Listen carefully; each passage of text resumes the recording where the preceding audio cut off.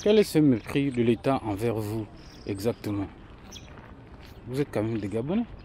Ah, nous sommes des Gabonais. Ceux qui sont en prison là, l'autre docteur, c'est un Gabonais. Nous sommes dans un pays où la dictature est. Donc, si tu ne fais pas la volonté des gouvernants, tu ne caresses pas dans le sens du poil, comme on dit. Voilà, si tu ne fais pas dans le sens de ce qu'ils veulent, ils te bannissent, ils te mettent hors état de nuit. Et pas que tu fais le désordre, tu défends juste les droits de l'homme, les droits humains, tu défends les droits des autres. Ça, ils ne veulent pas. Ils sont contre. Ah, ils sont contre. Ils n'aiment pas. Ils préfèrent, ils acceptent la corruption. Quand ils viennent vers toi, il faut accepter. Tu es obligé, dans l'obligation de faire ce qu'ils te demandent de faire. Même si ce n'est pas bon, tu dois faire. Et si tu ne fais pas, mon ami, tu es bien marré. Donc, c'est un peu ça. Vu que notre groupe d'étudiants conscients ici, c'est un groupe contestataire. Ce groupe qui ne se laisse pas manipuler, ce groupe qui ne se laisse pas acheter, parce qu'à l'intérieur, on retrouve des soldats entre griffes, ceux-là qui défendent les droits, du coup, ceux qui veulent le bien de leur pays. Et vu que ces autorités n'aiment pas le pays, automatiquement, ils n'aimeront pas aussi ceux qui veulent le bien de ce pays. Et ce qui entraîne les emprisonnements, tel qu'on vient de constater du cas au Nord-Humain qui est depuis plus de 5 mois. Parce qu'il a osé dire non. Non à la mauvaise gérance, non à l'injustice, non à... Et il est enfermé sans aucun respect des procédures légales. Non, mais avant de parler de procédure, il faut d'abord voir la condition dans laquelle il a été arrêté. Il n'a pas été arrêté, je ne dirais pas arrêté. Arrêté n'est pas le verbe approprié. Il a été kidnappé. Ça s'est passé juste à côté de moi. Il était à côté de moi. Oh, alors qu'on était assis au tribunal attendant le passage en instruction de ces 3 étudiants arrêtés au préalable. On allait le matin, aller les voir, aller écouter ce qu'ils vont dire. Un monsieur s'amène, oh le grand, oh le tout puissant.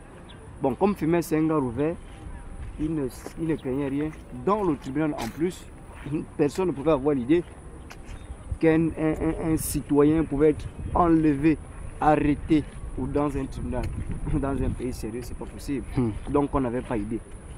Et c'est comme ça que le monsieur s'amène, un perfide, je dirais. Oh le grand, le tout puissant, le gars qui fait le bruit dans le Gabon. S'il te plaît, viens un peu, je vais te voir, quelqu'un qui veut te voir. Dans le tribunal, ils sont rentrés dans le bureau. Des heures passèrent, des heures. L'inquiétude commençait à s'installer en moi. Je disais, mais depuis que le président est parti, il est où? Oh, les autres, balade, toi aussi tu es trop. On va aller faire quoi depuis? Il t'en compte.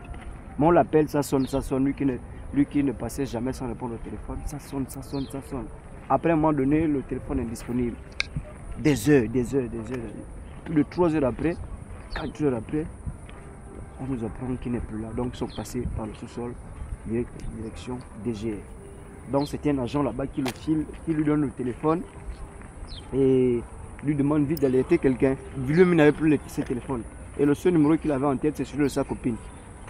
Et donc il a dit à sa copine, dis aux autres que je ne suis plus là. S'il me cherche, c'est ceux qui me cherchent, je ne suis plus là. C'est à cet instant qu'on a su que...